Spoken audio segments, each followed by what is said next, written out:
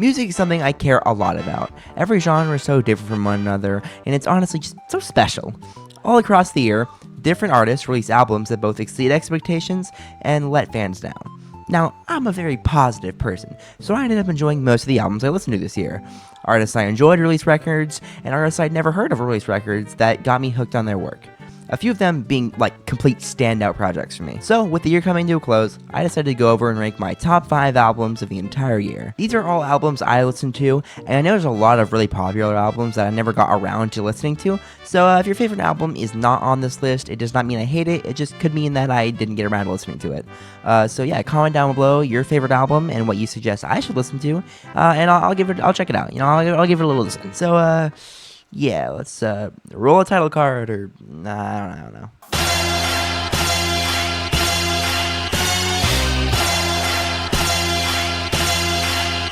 Drop it. Let's go! Let's go! Let's go! Let's go! Hey, hey, hands up! Hands up! Hands up! Hands up! Okay, let's go! I'm the baddest bitch in this club! When it comes to mainstream music, a lot of albums this year kind of just felt bland to me, mainly in the pop genre. Boring songs but bland soulless productions turned a lot of people, including myself, off to a decent amount of albums. Well, luckily the rap department didn't really have that issue.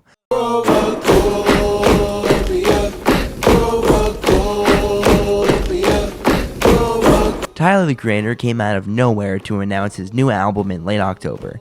2 weeks later, we got Chromacopia. Chromacopia is Tyler's first full-length album since 2021's Call Me If You Get Lost, breaking the new album every 2 years thing he's had been going on since his first album. Tyler really shines as a writer in this project, showing he's come very far from the old edgy shock horror that was his first 2 projects. Him talking about his emotional and family struggles on songs like Him, mixed with the actual hype bangers like Sticky, just make this such an incredible listening experience for me. Speaking of Sticky, I'm struggling to understand the hate for this song. Sticky is an incredibly hype banger track, probably my favorite song off the album as a whole. One of the best parts about this album is how amazing all the features are. Sticky is no different. Sexy Red has a good feature. You know you've hit it when Sexy Red drops a good feature. Speaking of features, Childish Gambino was on it, but he's basically humming in the background. Lil Wayne on Sticky was the most shocking thing I've ever seen. Was not expecting that whatsoever. Probably my favorite feature off the album though is Schoolboy Q's feature on Thought I Was Dead. I've come to think that Schoolboy Q is at his best with really creative production to back him after this and something like Collard Greens. Speaking of which, the production on Chromacopia is actually immaculate. The standouts for me are Sticky and Saint Chroma. The creative drum beat on Sticky sounding like something out of some Disney Channel movie when the characters make a song with nothing but household items just really fits for me. Same goes for Saint Chroma, sounding like an army chant throughout the first half before kicking it up towards the end. For me, Chromacopia is quite literally the best thing Tyler has released since Igor. I absolutely love this album and would suggest it no matter what. Anybody that asks. Sticky is the greatest thing that mankind has made since the Bible. Good job, my husband. I mean King. Good job, King. As mentioned at the start of the number 5 spot, this year had some pretty bland pop production taking over the mainstream, and Tyler's album did stand out from the masses.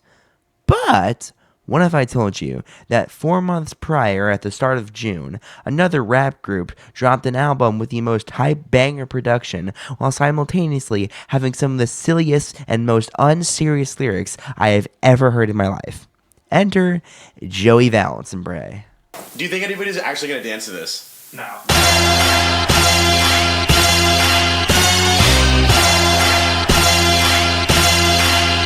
Drop it.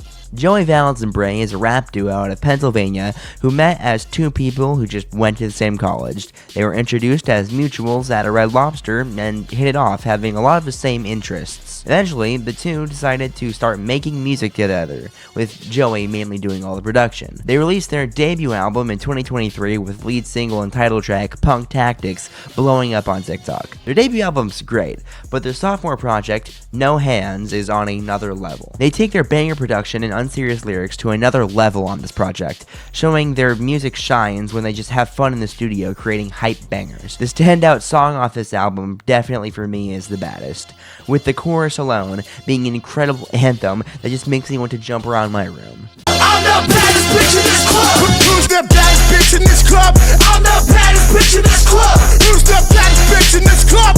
I'm the baddest bitch in this club. The best part about this project is the production though. As mentioned before, everything in this album is produced by Joey himself, which leads to some creative decision making that you probably wouldn't see from a professional producer, such as the constant use of pitched up vocals to add a sillier layer to certain songs that just elevates the project as a whole for me. Okay.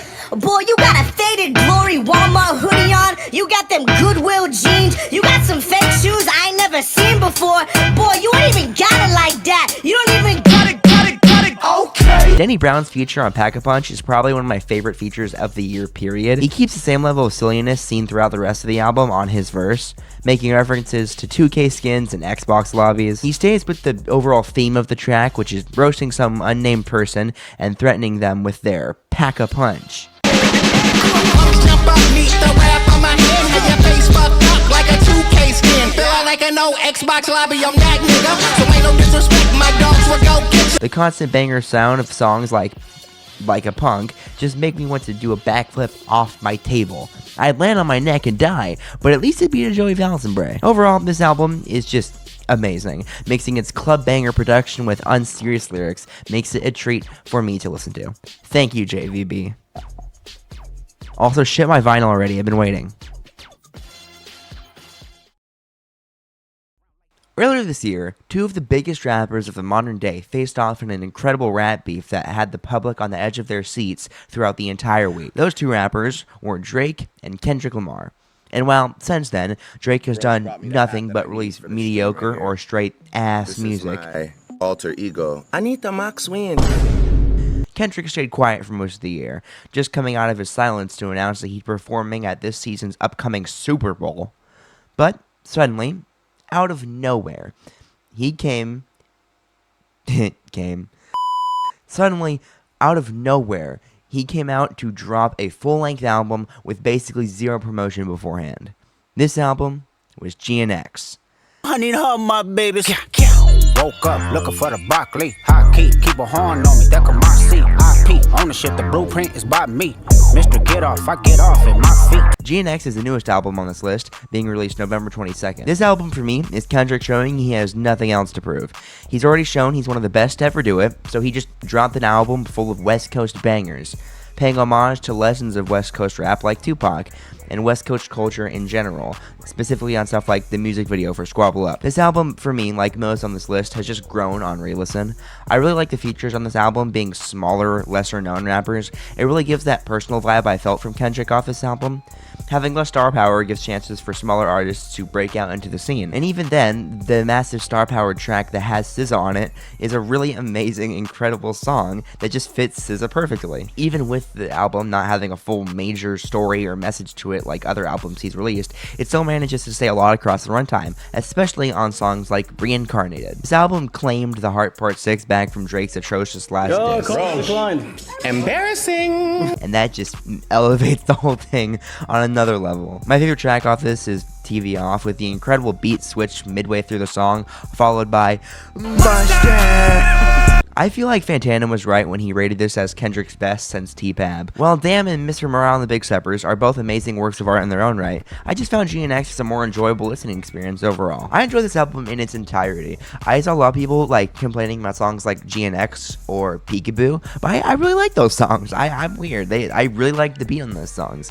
I'm also going to make a formal apology to the one and only Jack Antonoff, because I completely dragged him through the mud when it comes to the production of Taylor Swift's album, and I blamed him for like half the reason the album sucked. But like, if he had this in him, then it proves that the whole issue was Taylor herself, which honestly just doesn't surprise me. Yeah, good job, Jack Antonoff. Good job, Kendrick. Just go listen to this album already.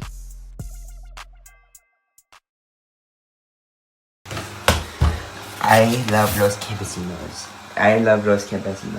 I I love Los K. It's signed by Gareth, and then I love Los K Vecinos.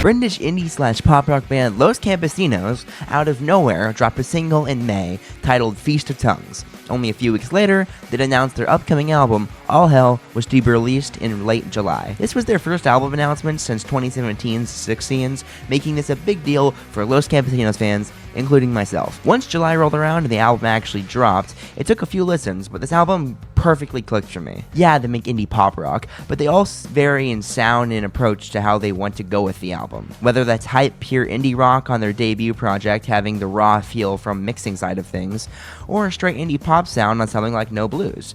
Still being able to keep that very indie rock sound, specifically on songs like Avocado Baby. This album being nothing different, going for a more indie rock/Welsh approach with a more hard rock sound to it overall compared to something like their previous record Six Scenes. One thing I do feel like Los Campesinos does best is their build up to the ending of songs. Whether it's in their early days on songs like Sweet Dreams, Sweet Cheeks, and The Sea's a Good Place to Think About the Future, or a more modern example like 5 Foot Gluxacillin and Here's to the Fourth Time. This album honestly has the best examples out of any so far when it comes to endings. Randomly pick a song off this album and it's a pretty high chance that you're going to get the most hype banger ending you've ever seen. The build up to all the endings on this just is perfect. Whether it's the incredible slow build up on 0898 Heartache or the complete tone switch midway through Orpheus Bobbing Head, this album does an incredible job at keeping me on the edge of my seat for the ending. Los Campesinos has two vocalists, lead vocalist Gareth Paisley and backup vocalist Kim Paisley, who is also the plays keyboard and is Gareth's sister. On All Hell, Kim gets her own solo track, being the main vocalist for the song KMS. I was so hyped for this album's release, even pre-ordering it on vinyl, which I should mention is a bad idea because you may hate the album, and well, now you have it on vinyl, but yeah, I enjoyed it, so we're all good. Overall, Los Campesinos is my favorite band of all time, and this album just pushed it forward when it comes to how I feel about the band. It really brought me into enjoying it more, and just is an incredible, listening experience. My personal favorites off the album are Orpheus Bobbing Head and 0898 Heartache. 0898 Heartache just has the most incredible ending of all time. That ending, the build-up is just so perfect. Everything is just tied together in this neat little bow by the end. It's just amazing. I love Los Campesinos, and I really would suggest listening to it because they have an album for anybody. Before we get to the number one spot on this list, I'm going to give you some honorable mentions. These are all albums that were not good enough to make the list, but I couldn't just not mention. No Name by Jack White is an incredible rock album that really brings the best out of Jack that we really haven't seen since, the White Stripes. Well, which is really saying something. You Won't Go Before You're Supposed To by Knocked Loose is probably my favorite metal album of the year, having amazing instrumentals and some of the greatest screaming vocals I have heard from the frontman. This is probably their best work in my opinion, and it's just an incredible metal album overall. Billie Eilish released her third album this year, Hit Me Hard and Soft, in May, and I honestly loved it. It's a really good pop album that I would not be upset with winning multiple Grammys. The New Sound is the solo debut album by ex-Black Mini member Gordy Greep, and it's probably the best jazz rock album I have ever heard, especially on the standout single Holy Holy. It's just amazing, and he's also just a silly guy to listen to. I love Gordy Greep. I'm a Greep, I'm a weirdo. YouTuber turned musician Quideka released a surprise mixtape this year titled Scrapyard, being his first project since his masterpiece I Didn't Mean to Haunt You. And while it's not on the same level as that album, I think Scrapyard is an amazing listen in its own right, with the heights of it actually topping I Didn't Mean to Haunt You. Guts was an album that would definitely make this list if it were released this year, but I'm mentioning it here since the Spilled Edition did release this year, but not the actual album itself. Overall, though, great deluxe edition, great album. Declan McKenna released his first album since 2020 with What Happened to the Beach, which is just a really good pop rock album with some of the most chilled, relaxed bangers I've heard this year. The Dangers of My Heart soundtrack is a musical masterpiece that complements the show perfectly, making the silly moments sillier and the emotional moments sob-worthy. This is my favorite album of the year, and you may be wondering, well, then why is it in the number one spot? Well, because it's a soundtrack, and I didn't really want to put the soundtrack as my favorite album of the year, but it's a masterpiece. It fits best with the show, but it's also just incredible to listen to by itself. I love it so much. This is the best album of the year, but not an album, so it's in the honorable mentions. Okay, yeah, that's all the honorable mentions I wanted to get away with. Now, here is the top album of 2024. For my brother's birthday, we went to Disneyland. Then we hit Six Flags on the way home. We were in the car for around 12 to 15 hours on the ride back, so I decided to listen to some albums to rate on Album of the Year. One of them I'd seen on the front page of the site for a few days, so I decided to give it a listen. I'd never heard of this artist before. I had heard bits of their biggest song, but I didn't know it was their song, so I was basically going to this artist completely blind. I enjoyed the album. I gave it an 85 out of 100. It was a fun listen, and while I thought some of the songs were okay at best, I did enjoy it. Little did I know, at that moment, every future listen for this album would change my mindset more and more up until today. Every artist on this list I had heard before and enjoyed prior. Kendrick, Tyler, Los Campesinos, all artists I was very familiar with prior to this year. And even while I hadn't heard much, I still knew Joey Valence and Bray and had heard and loved their biggest hits. With this artist, I had no clue who they were. Never in a million years would I have guessed an artist that I knew nothing about would make one of my favorite albums of all time. All I had to do was smile.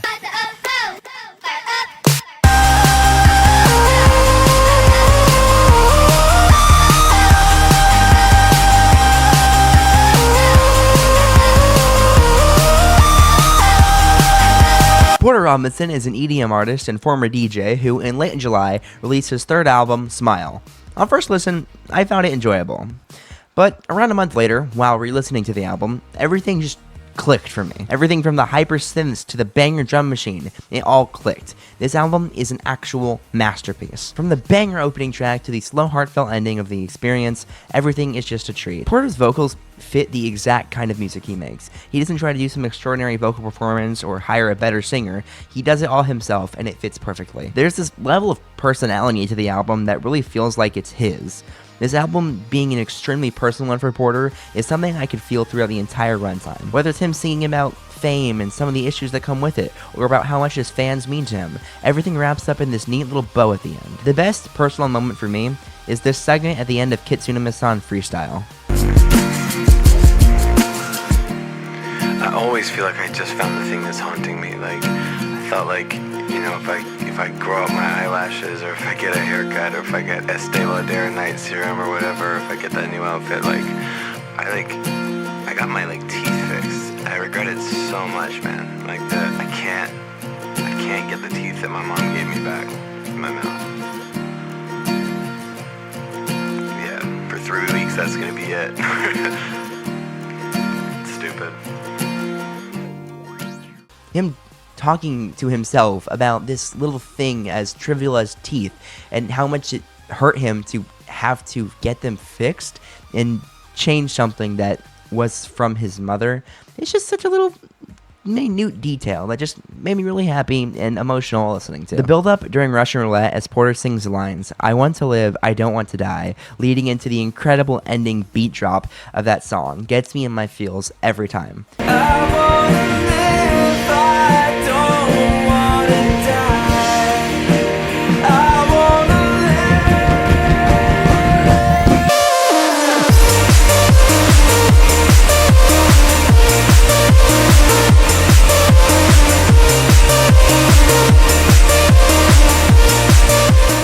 The creativity in Porter's music is amazing. I always sound like a silly idiot as I make the same sound as the synths with my voice. It's just so catchy. The ending bit of Mona Lisa with Frost Children is an incredible ending to the track overall. And Is There Really No Happiness coming in with a really fun song about nostalgia and how he doesn't want to feel nostalgia, but wants to relive everything all again. And that little ending bit with the female voice talking about nostalgia just makes me Overall, this is my favorite album of the year, and it's one of my favorite albums of all time.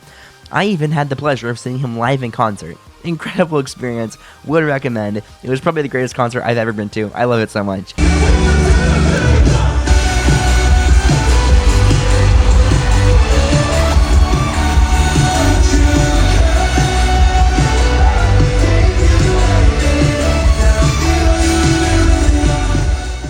I own Smile on vinyl. It's also my favorite vinyl I have. It's pink. It's so silly. He's so silly in it too.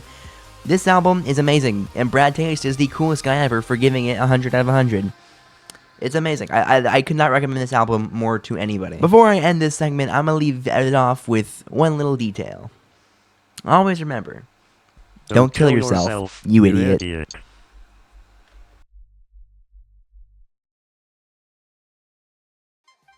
Overall, 2024 has probably been my favorite year for music in a while.